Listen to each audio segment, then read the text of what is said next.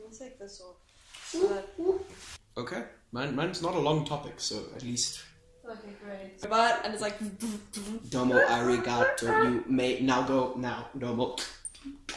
At least, like, we can't really argue the logistics of this now that we have done research. Yeah, exactly. I think this was a good idea. Here we go. Okay. You want to do the intro?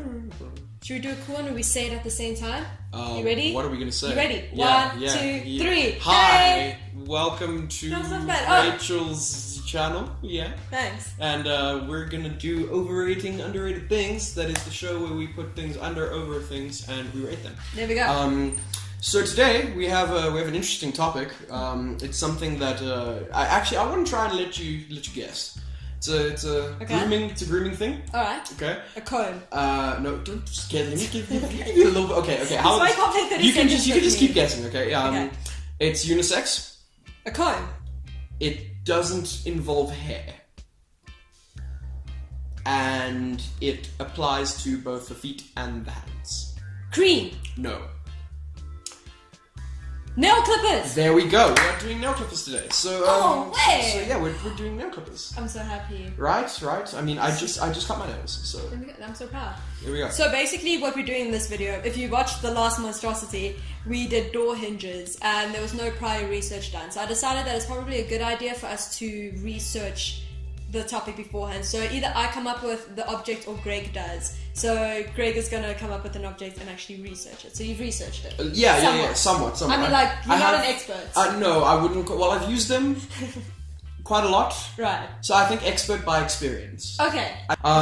Anyway, so nail clippers they're actually got a lot of interesting bits about them. Yeah, here's an advert for one. This is a 1902 advertiser for Good Housekeeping.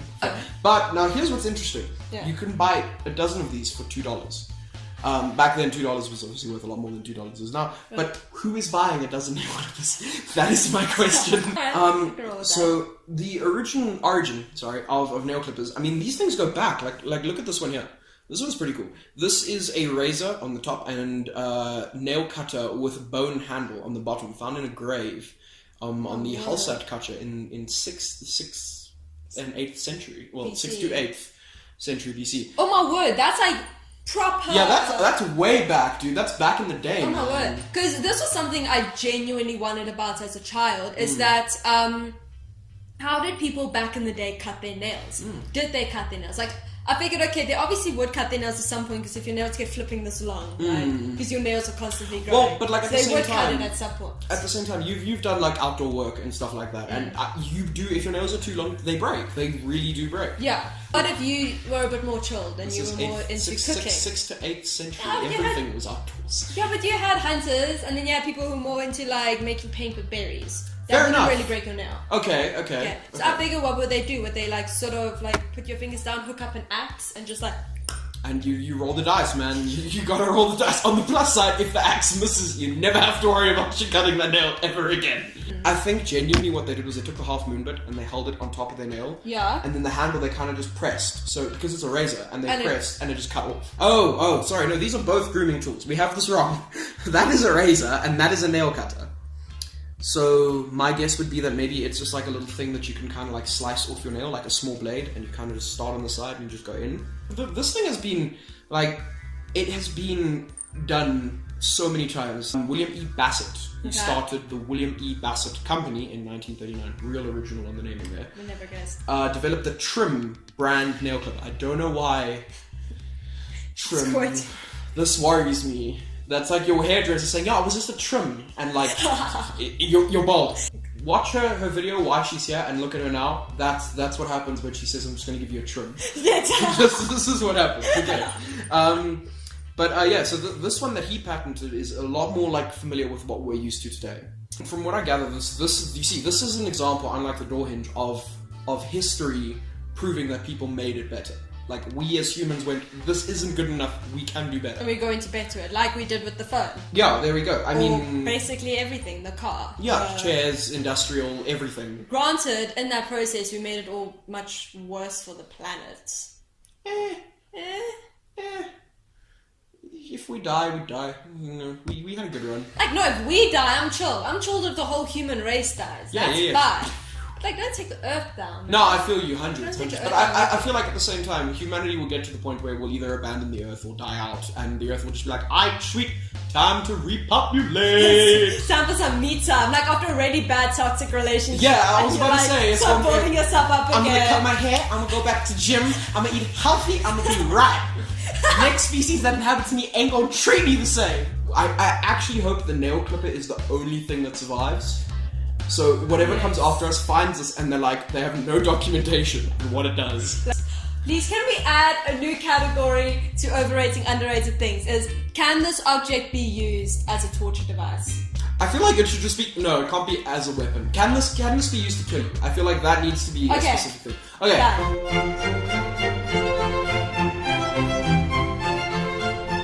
Nail clippers, I feel, without the file and the hooky bit, you know the hooky bit that helps you clean? Yeah. I feel like without that it can't kill you. Could totally be used as a torture device though.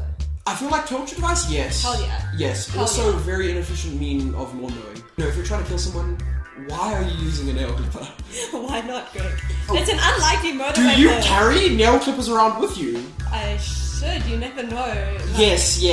In a list of what people should use to defend them, nail clippers ranks above pepper spray. No, but please just picture this, right? You're about to mug some guy. Yeah. You're walking down an alley. You see this oak, you're like, oh wait, I'ma mug you. Okay? You pull out your piece and you're like, bro, give me your money.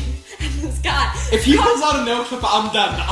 I'm leaving. This guy confidently whips out a nail clipper and looks at you and he's like, come at me, bro. Have you noticed though, nail clippers have the same thing that Brytons have? Where like you get a Bryton and the first thing you do is you've got to test, you've got to give it a couple. There you go. And nail clippers, when you get them, you got to, working. There we go. And like this guy, dead ass, looks you in the eye and he's like, come at me.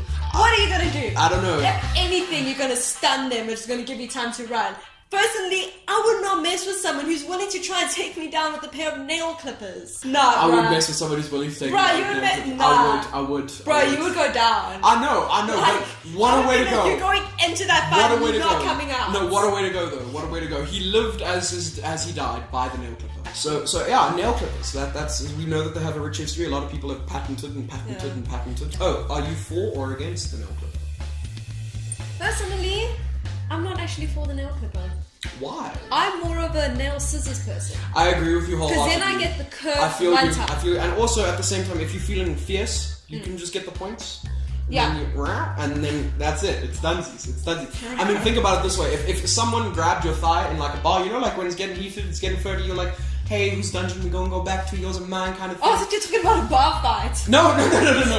Okay, first of all, that would have been so great. Different. That would have been great. But no, like, you know, you flirt with someone and they're like, hey, how you doing? But, you know, they're like, you gonna feel that. You gonna know what you're getting into beforehand.